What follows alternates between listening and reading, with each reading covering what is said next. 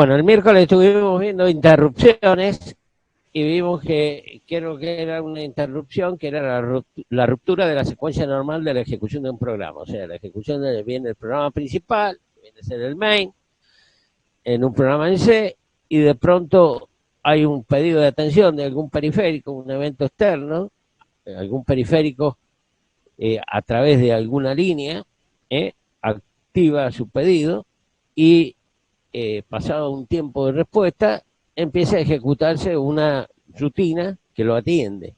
Es la rutina de servicio, que es la rutina de atención al periférico.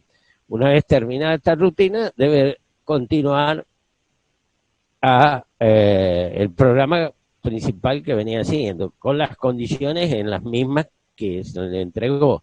O sea, lo único que debe producir la interrupción es un robo, digamos, de tiempo, le debe sacar el tiempo del programa principal.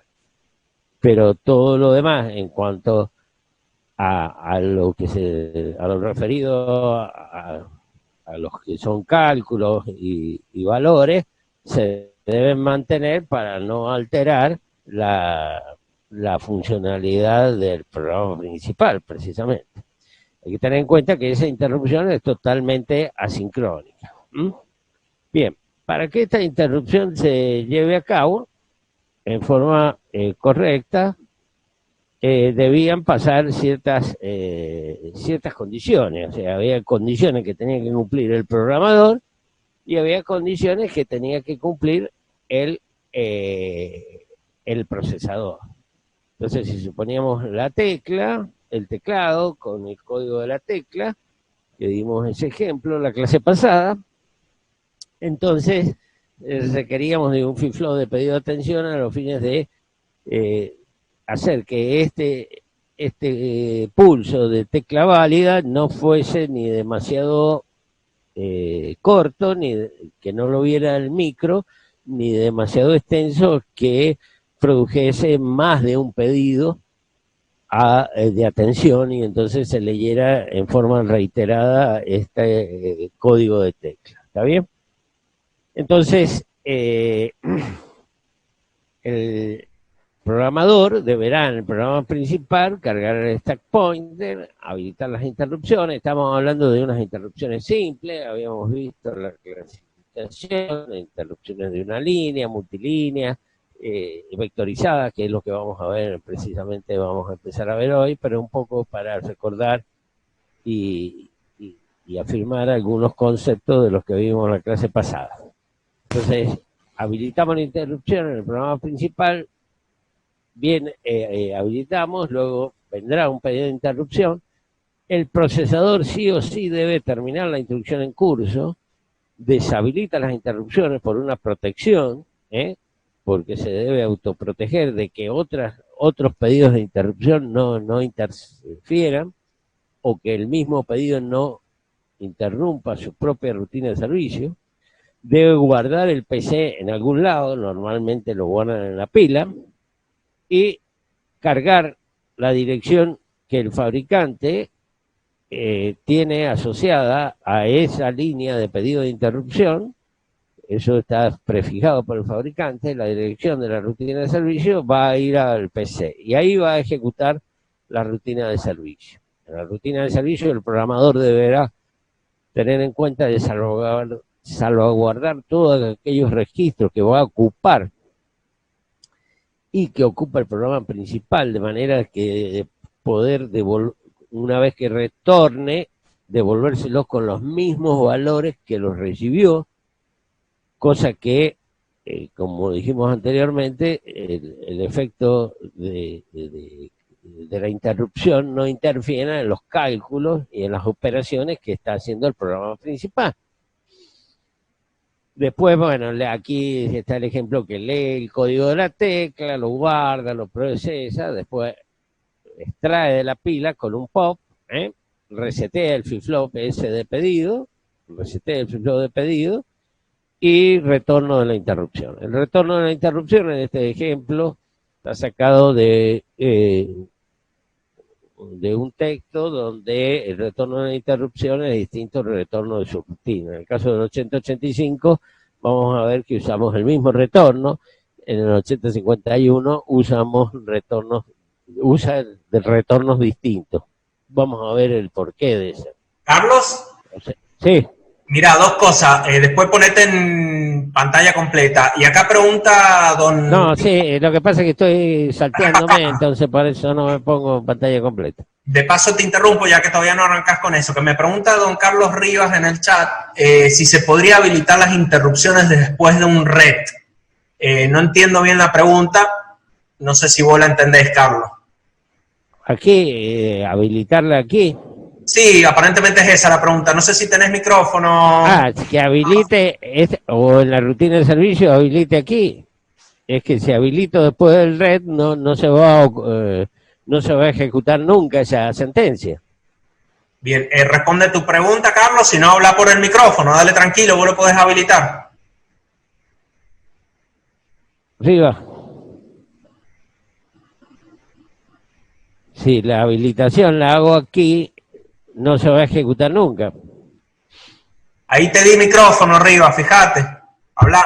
Profe, Sí. lo que le quería consultar yo era si la habilitación se lo podría hacer directamente después de haber hecho la rutina de servicio.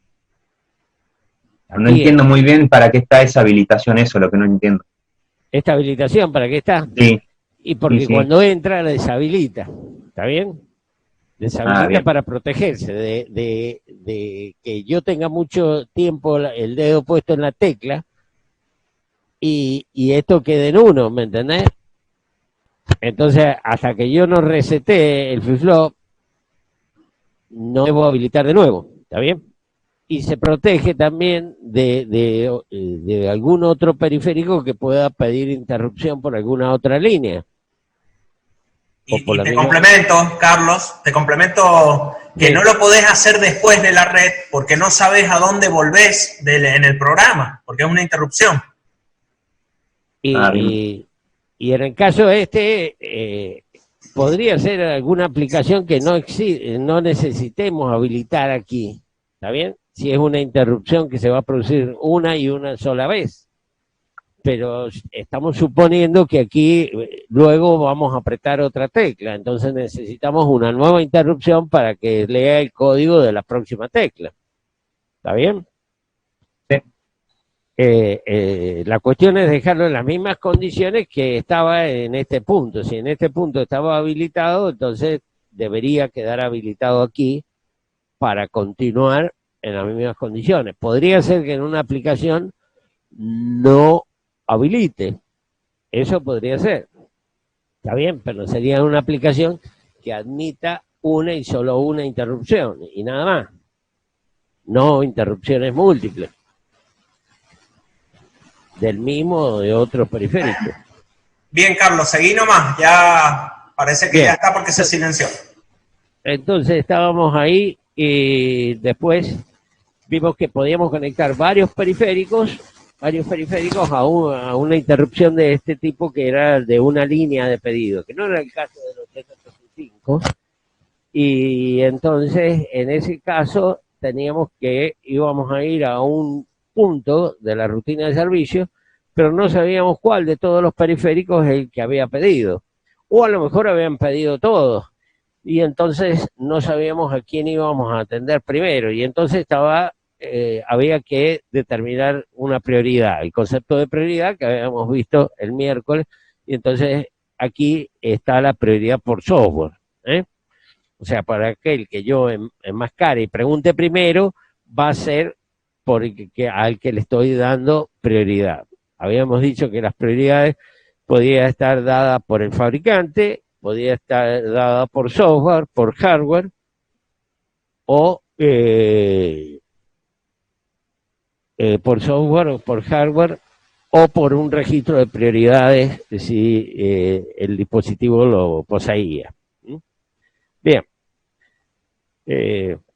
Después vimos las interrupciones en el 8085 y vimos que teníamos un sistema multilínea donde había 3 líneas de pedido de interrupción del sistema enmascarable donde teníamos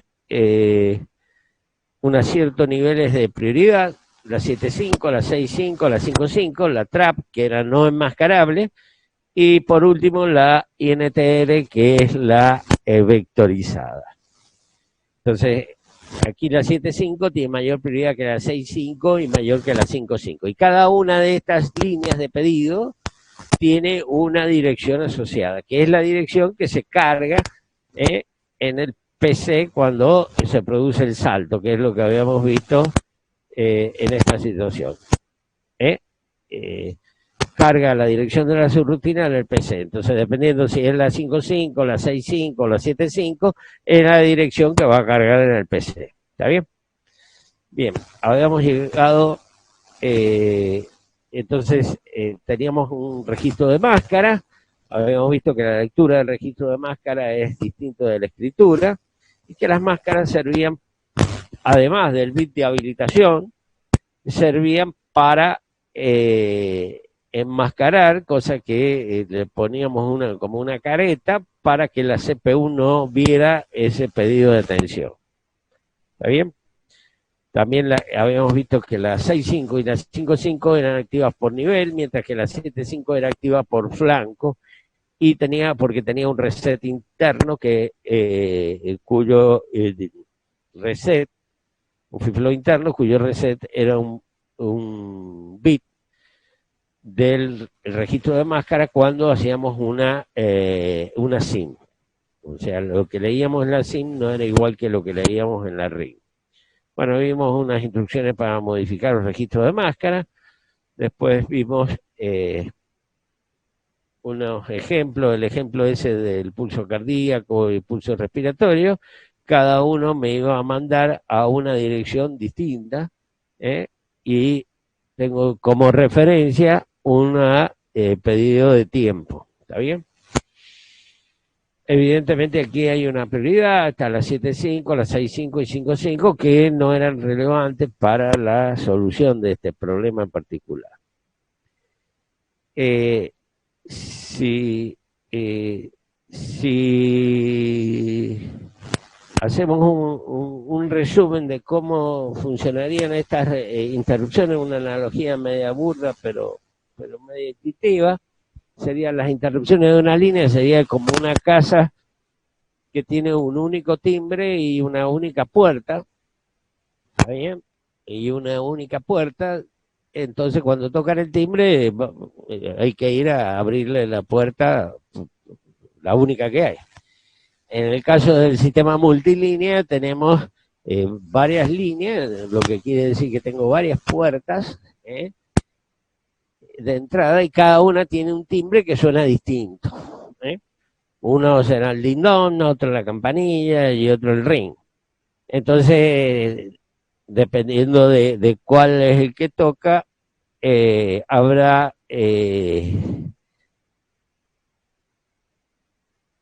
una prioridad para alguno en particular. Entonces, pero cada uno tengo 3 puertas con 3 timbres distintos. Las interrupciones vectorizadas trabajan distinto. Es una concepción distinta a las otras, porque tiene una única línea de entrada, tiene un único timbre, digamos, que sería esta la línea de pedido. Aquí vendría un flip-flop, pero si tengo un pulso de 10 microsegundos lo va a ver. Es el mismo problema un poco del teclado que habíamos visto anteriormente, pero ¿qué quiere decir que son vectorizadas? Entra el pedido de interrupción, si las interrupciones están habilitadas, entonces la CPU termina de ejecutar la instrucción en curso, ya vamos a ver bien los pasos, y entonces manda una señal de reconocimiento. O sea, es como si tuviese muchas puertas, varias puertas, en este caso particular del 8085 permite hasta 8 direcciones de rutinas de servicio, tengo 8 puertas, pero tengo un único timbre. Entonces, toca ese timbre y la CPU no sabe a cuál periférico referirse, cuál puerta ir a abrir. si fuera esa casa hipotética que mencionábamos. Entonces, requiere una información adicional, o sea, le tendrá que decir por una ventanita, ¿en qué puerta está? Entonces, esa es la señal de reconocimiento, la INTA, que habilita un buffer donde el periférico le ingresa una cierta información que hace que con eso la CPU sepa cuál es el periférico que está solicitando atención. ¿Cuál de los 8 posibles, en este caso, es el que está solicitando atención? En este caso, el vector es el código de operación de una instrucción de las RST, que son llamados a sus rutinas a direcciones fijas, son instrucciones de 1 byte, como habrán visto en el set de instrucciones, o sea, hace lo mismo que un llamado a su rutina, que es guardar el PC en la pila y cargar el PC con un determinado valor, pero ese valor no está especificado en la instrucción, como si lo está en una call. En la call nosotros tenemos la instrucción formada por 3 bytes, el código de operación, la parte baja de la dirección de la subrutina y la parte alta de la dirección de la subrutina. En este caso, no hace falta especificar la dirección porque la dirección ya está codificada dentro del mismo código de operación. En otros microprocesadores, este vector, esa información adicional que requiere, que la va a ingresar, el periférico la ingresa cuando la CPU le da la señal de reconocimiento, cuando reconoce, o sea, que acepta la interrupción, que es la INTA negada, que es una patita del 8085, entonces cuando acepta la interrupción, ingresa esa información adicional. En otros micros puede ser una dirección o parte de una dirección, como era en el caso del Z80. O sea, es una forma de trabajo, hay un protocolo que hace que con en principio nos pide más hardware, porque nos está requiriendo un hardware adicional donde tenemos que implementar el vector,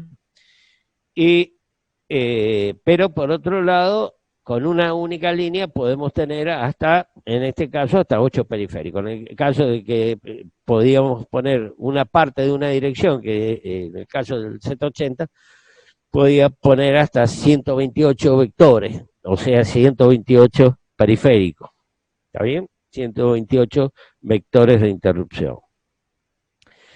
Entonces, un poco volviendo a las RST, se usan para esto, las instrucciones de restablecimiento, son las RST-N, porque N va de 0 a 7, son llamados subrutina a direcciones fijas, son un único byte. Una RST0 es equivalente a un call a la 0000. El RST1 es un call a la 0008 y así sucesivamente.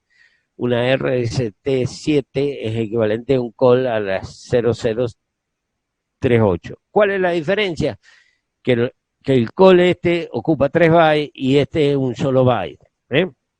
Después en los diagramas de tiempo vamos a ver formalizado eso en tiempo y en hardware, porque es mucho más complejo implementar la call, digamos, para que entre la call por acá, porque tengo que meter el código de operación, después con la próxima bajada de la INTA, voy a tener que meter la parte baja de la dirección y después la parte alta, o sea, voy a tener que ser una maquinita de estado que vaya en forma secuencial, mandándole por el bus de datos a la CPU toda la información requerida por la instrucción. En principio el fabricante sostiene que la instrucción cableada aquí, porque está cableada, esta está una instrucción fija por hardware, en este caso una RST5, está cableada por hardware, está en un piñón fijo, está fija,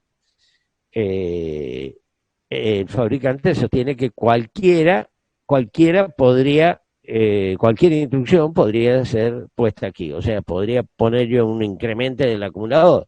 Y va a incrementar el acumulador, pero no va a guardar el PC en la pila, no va a ir a la rutina de servicio, no va a hacer nada más que incrementar el acumulador. ¿eh? O sea, no va a comportarse como una rutina de servicio de las que hemos estado viendo en el caso de una línea o multilínea. Bien, aquí es como lo genera a la RST. El fabricante tuvo muchas suspicacias, mucha inteligencia, el fabricante del 8080, porque esto viene, es lo mismo del 8080, del 8085, y el Z80 también en uno de sus modos trabaja de esta manera. El código de operación está dado por 3 en octal, 3N, aquí definimos cuál es la RCT, en este caso una RCT5, y 7. O sea, la RCT2 será 3, y aquí 0, 1, 0 y 7. ¿Está bien? Y eso tiene mucho valor por lo que vamos a ver a continuación. Bien, entonces un sistema de esto no agrega mucho más. La restar, la intra, aquí tengo el vector, en este caso una RCT7, el flip-flop de pedido que hemos visto, el mismo que teníamos en el teclado, perdón. RC del flip-flop, todo lo mismo, y aquí están las direcciones asociadas a cada una de las RCT. Y aquí está el código de operación que es dependiente de estos 3 bits. Entonces, ¿cómo funcionan las vectorizadas? Habíamos dicho, esto durante el ciclo de instrucción, la CPU analiza el bit de habilitación. Esto es lo mismo que el línea o el multilínea. Si están deshabilitadas, termina la instrucción y busca la siguiente. Y dale que va. Si están habilitadas, analiza la línea de pedido. Va a analizar, por supuesto, primero la línea de la 7.5, que tiene mayor prioridad, después la 6.5, la 5.5, y después va a analizar la de la vectorizada. Si no hay pedido, en este caso hacemos hincapié porque estamos tratando las vectorizadas, pero mira todas las otras. Si está habilitada y hay pedido, entonces termina la instrucción y comienza un ciclo de máquina de reconocimiento de la interrupción vectorizada. Si recordamos allá cuando vimos el 8085, la parte de interrupciones vectorizadas, de los ciclos de máquina, vamos a ver que estaba el ciclo de búsqueda, el ciclo de lectura en memoria, escritura en memoria, lectura en periférico, escritura en periférico, el ciclo de HAL, y había un ciclo de reconocimiento de la interrupción. Este es el ciclo de reconocimiento de la interrupción y es donde activa la señal la INTA negada. Entonces, si el ciclo ese de máquina de reconocimiento de la interrupción, ¿en qué consiste? Deshabilita las interrupciones, o sea, tiene lo mismo que hacía en el caso del teclado que vimos recién y que estábamos hablando, deshabilita las interrupciones para que otra interrupción no la interrumpa, ni ella misma interrumpa su propia rutina de servicio. Activa la señal del reconocimiento de la interrupción, la señal INTA, que es esta que va a habilitar INTA, que va a habilitar el buffer, que va a ingresar el código de operación. La señal INTA habilita el buffer, el periférico entrega a la CPU el vector, el código de operación de la RST, o sea, aquí es como el que tocó el timbre, le dice al que está adentro, le dice, estoy en la puerta 5, o estoy en tal puerta. Es la información que necesita la CPU para saber a quién va, por qué puerta va a atender al periférico. Ejecuta la RSTN, que es una instrucción de llamado a su rutina a una dirección fija. Guarda el PC en la pila, como es un llamado a su rutina, guarda el PC en la pila y la dirección asociada a las RST N, depende de cuál es la RCT, va al PC, que son las direcciones que hemos visto recién. ¿Está bien? Esos son los pasos que realiza. Bien, entonces, en principio, esto funcionaría a flor. El único problema que tenemos es que, bueno, y por cada periférico que yo tenga, voy a tener que tener un buffer, voy a tener que tener un buffer y voy a tener que armar una lógica para que se habilite entre el vector de ese periférico y no de los otros, porque yo dije que podía tener hasta 8 puertas con un único pedido. Entonces, el fabricante fue muy ingenioso y entonces había un dispositivo que es este que está aquí, que ya existía antes que apareciera el 8080 y el 8085, que es un codificador con prioridad.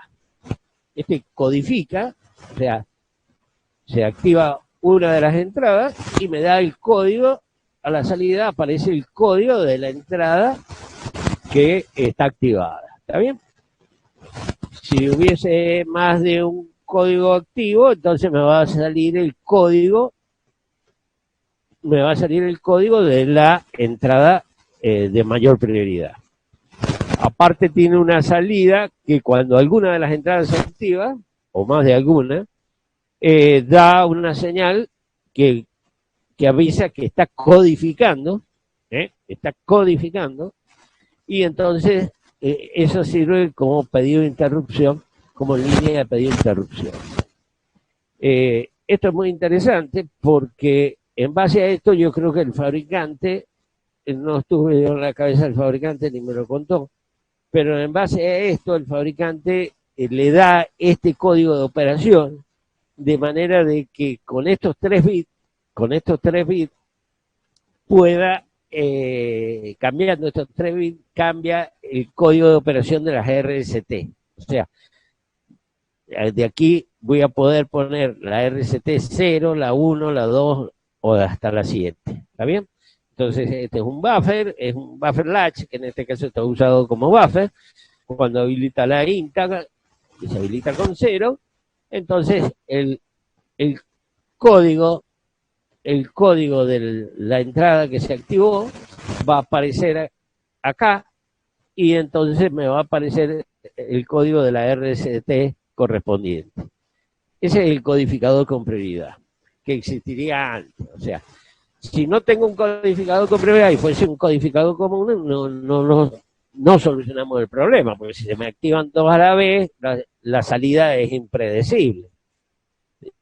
¿Cuándo podríamos usar un codificador sin prioridad? Y si quiero armar un display que me diga en qué velocidad o qué cambio es el que está activo en un momento dado en un automóvil o en una moto. Entonces ahí sí, porque o está en primera, o está en tercera, o está en cuarta, o en quinta. No puede haber 2 simultáneos. Pero aquí podrían estar las 8 líneas, estas 8 líneas activadas y va a aparecer el código del de mayor prioridad. Eso es un gran avance, digamos, y con este poco hardware resuelve el problema de las prioridades. Entonces ya vimos que la prioridad podía estar dada por el fabricante, como lo dio con las 75, 65, 55, podía estar por software, como tenemos varios periféricos conectados a una línea. Entonces la rutina de servicio vamos analizando y por el primero que preguntamos al que le damos más prioridad. Y en este caso lo que tenemos es prioridad por hardware. En este caso tenemos la prioridad por hardware. Tenemos todas esas alternativas.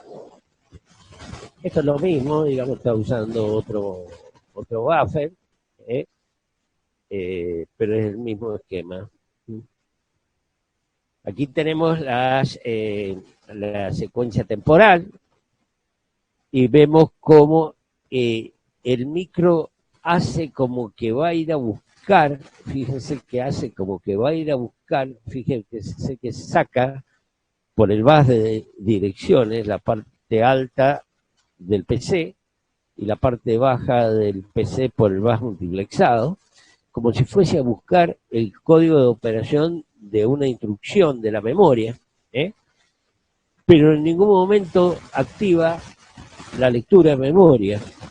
Lo que activa es la INTA negada, la INTA negada. Entonces, lo que lee es el código de operación de una instrucción, pero del hardware, de ese que es la salida del buffer este que tengo aquí. Eso es lo que lee. Pero la máquina de estado, la CPLD que tiene internamente, hace una similitud con lo que es un ciclo de búsqueda. Tal es así que si ustedes ven la conjunción de estas líneas de estado, la IO barra M, con la IO barra M en 1, la S1 en 1 y S1 en 1, hace que es el mismo estado que posee cuando hace un ciclo de búsqueda del código de operación. ¿Está bien? Pero no lee la memoria. Pero esta instrucción, la RST, que ingresa, aquí es decodificada, y luego la ejecuta. Y la ejecución corresponde ¿a qué? A guardar primero lo que tiene el PC alto, decrementa el stack pointer, hace un predecremento, y guarda el PC alto en el lugar de memoria apuntado por el stack pointer.